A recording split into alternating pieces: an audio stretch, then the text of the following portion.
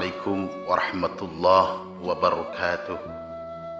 Sahabat beriman yang dirahmati Allah, syukur alhamdulillah pada kesempatan kali ini kita bisa berjumpa lagi di channel yang insya Allah menginspirasi dan memotivasi dalam kehidupan sebagai bekal kita di akhirat nanti. Harapan serta doa kami, sahabat semua selalu diberikan kesehatan, tetap dalam lindungan Allah dan dilancarkan rezekinya serta dilapangkan dalam semua urusannya. Amin ya rabbal alamin. Sahabat HR Channel yang dirahmati Allah, surga dan neraka merupakan hal prerogatif Allah Subhanahu wa ta'ala. Siapapun tidak berhak mengklaim dirinya atau orang lain masuk surga atau neraka. Perihal masuk surga juga tidak disebabkan karena amalan seseorang hamba. Hal ini didasarkan pada hadis Rasulullah sallallahu alaihi wasallam. La yudkhilu ahadan minkum amaluhul jannah wa la yujiruhu minan nar wa la ana illa birahmatin minallah. Tidak ada amalan seorang pun yang bisa memasukkannya ke dalam surga dan menyelamatkannya dari neraka. Tidak juga denganku, kecuali dengan rahmat dari Allah Subhanahu wa ta'ala. Hadis riwayat Muslim.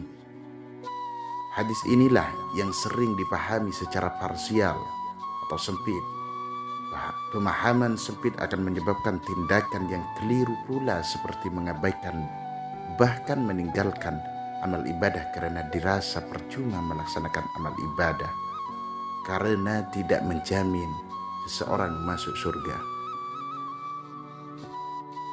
Padahal pemahaman tersebut bertentangan dengan Al-Quran surah An-Nisa ayat 122. Walladzina amanu wa amilus salihati sanudkhiluhum jannatin tajri min tahtihal anharu khalidina fiha abada. Adapun orang-orang yang beriman dan mengerjakan kebajikan, telah akan kami masukkan ke dalam surga yang mengalir di bawahnya sungai-sungai. Mereka kekal di dalamnya selamanya. Dan dalam Al-Quran surat Al-Ankabut ayat 58, Allah Subhanahu wa ta'ala berfirman, Walladzina amanu wa amilus salihati lanubawwi'annahum minal jannati ghurafa. Orang-orang yang beriman dan mengerjakan kebajikan, sungguh mereka akan kami tempatkan pada tempat-tempat yang tinggi di dalam surga.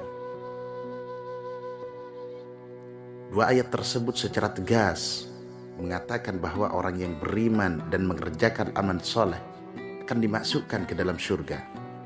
Atas dasar hal tersebut, lalu bagaimana memahami hadis tersebut dengan benar?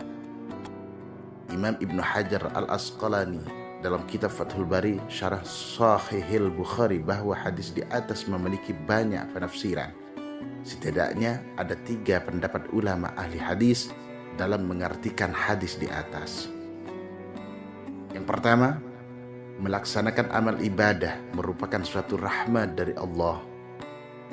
Taufik untuk bisa melakukan suatu amal ibadah merupakan bentuk rahmat dari Allah yang sudah diberikan sejak sebelum seorang hamba melakukan ibadah.